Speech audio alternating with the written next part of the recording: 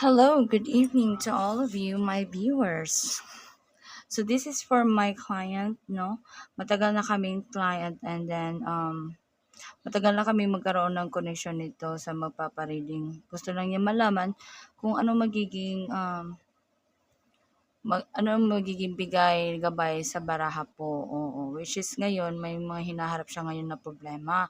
Number one po nito, Year of the Snake, siya po ay nabiktima na scam po siya ng malaking halaga. Hindi ko na lang din babanggitin kung magkano. Basta may nag-offer kasi na investment na akala niya mag-click, which is before siya nagpapa-reading sa akin, nakita ko na may diferensya talaga. Yes. So right now, this is for my important client, no? Oo, isa din to sa mga addict na papa-reading na tarot reading, no?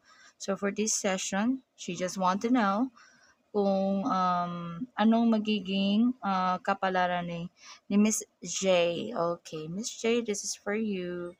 Thank you for your content na okay ka mag-take a video. Okay, let's go. So this is for you, sis. I shuffle the cards. This is for you ulit. Oh, okay, the energy will be transferred to you.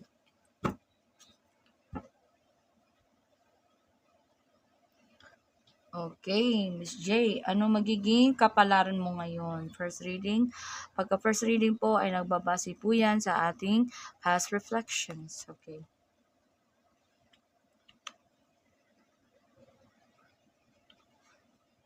So, bali itong cards na ito ay nagsasabi kung ano yung mga importanteng bagay na pina-priority mo ngayon. So, this is about priorities, about well, number one dito ay yung finances mo, sis. Oo, ito yung nilolook over mo ngayon.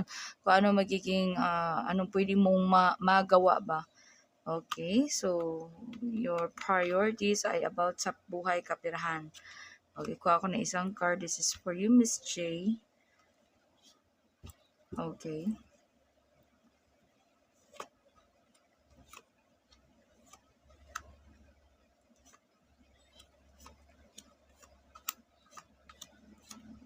Okay, so cards po natin number one, tingnan mo sis. So full of conflict, no? Nagkaroon talaga ikaw ng conflict ngayon. Hindi mo na alam kung anong gagawin mo. Number one po dito ay finances. Picture ko muna, ha?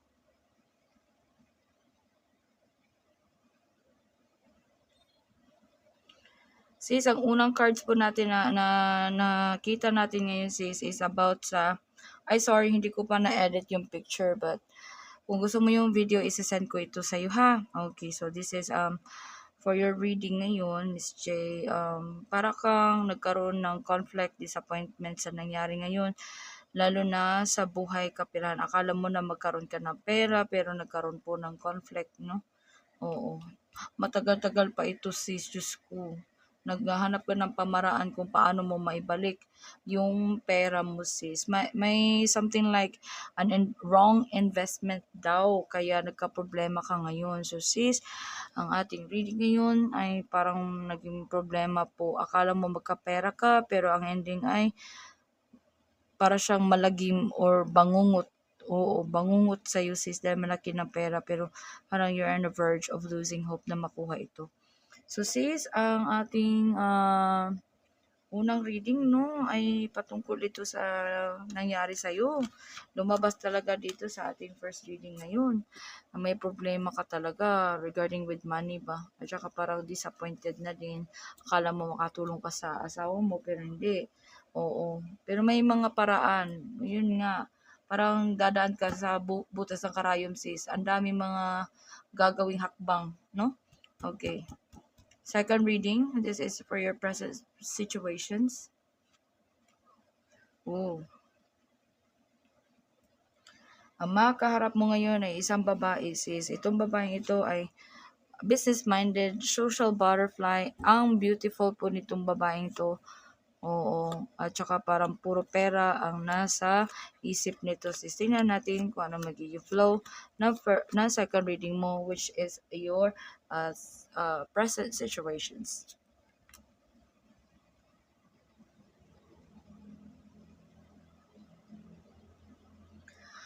Okay, sa second reading natin, sis, nagkaroon po ikaw ng new beginnings. Parang, sis, gusto mo ba siyang sis, sampahan ng kaso? Yes, may parang gusto mo siyang sampahan ng kaso para may chance na makuha mo yung perang na kuha nila, sis. Yes. You find it the solution nga, ika nga. Oo. Sabi dito may dito may mga gagawin kang hakbang Kung wala pa siyang mga sis, movement. Kasi parang new beginning to sis may gagawin kang importanteng hakbang sa buhay mo. Ito ay related sa pera at may kasamahan ka dito isang lalaki. May abogado ka ba sis, lalaki? Lalaki, so nakita ko dito. Parang kang na-trap sis kasi hindi lang ikaw yung nagkaroon ng problema dun sa problema mo ngayong nakaharap mo. Kasi dami kayong na-scam, no? Yes, lumabas talaga dito sis na trap ka. You are feeling trapped within the situations. Hindi mo alam kung anong gagawin mo. Pero right now, feeling positive ka naman din sis. At the same time, nag-observe ka kung anong gagawin mo sis. So this is your second reading, no? Patungo nito parang may panibagong hakbang, importanteng hakbang para makuha mo o may chance na may maibalik sa perang nawala sa'yo. Pera-pera talagang topic natin ngayon sis. Oo. Okay, let's go over with your future reading. Kuha ko na isang card. Oh, Lord sa money.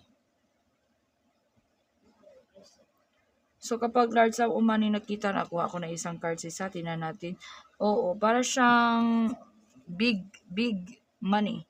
Makikita natin ito sa future sis kung ito ba'y makukuha mo ba ito. Diyos ko, ang dami ninyo sis. O mga lalaki lumabas. Okay.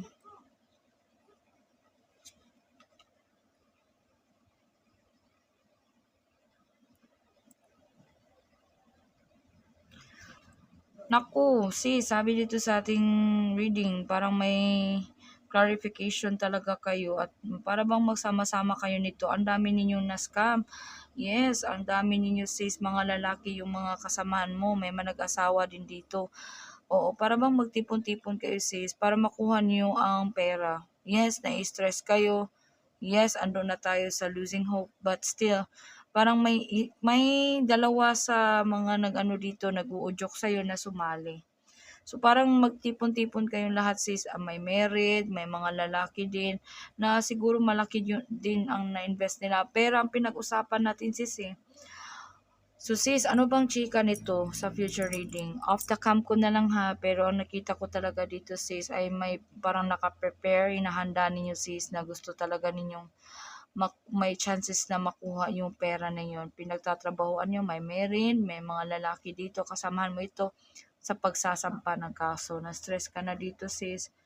At saka sabi dito, parang kung kayo daw ay naging masipag, no? Nagagawa niyo ang paraan, may chance pa. Pero maibalik ang pera pero hindi buo sis. Yes, may chance na mabalik ang pera ha, pero hindi buo dahil madami kayo. Okay.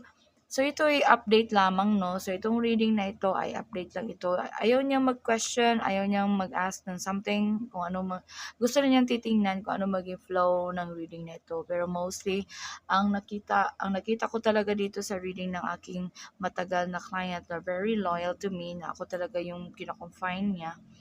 Oo, sa lahat ng mga problema niya ay matagal-tagal na talagang proseso ito at may chance na makakuha ka sa pera mo sis, pero yun na nga, hindi buo. Dahil marami kayong maghati-hati nito. Hopefully sis, no? Na ma-include ka dun sa hatian. Dahil ang dami talagang na-scam. Nowadays, Year of the Snake, patapos na tayo. We are on the verge of last quarter of this year. Sa pinaka fourth quarter of this year na nag-October tayo. Most of my reading may talaga may mga problema financially, which is naloko, na scam. Oo nga, bas mga ganun ba. So I'm very nasad ako sa mga balitang natatanggap ko nito. Pero sadyang hindi talaga mapipigilan sis. Kasi ang sarap kasing mga promises ba. Oo. Sige, so this is for tarot reading with my client, no? Kung kayo gusto niyo mapareading, PM kayo ni Tayang Palm Tarot Reader in my Facebook account. I-click niyo ang link nito. Thank you so much and good evening.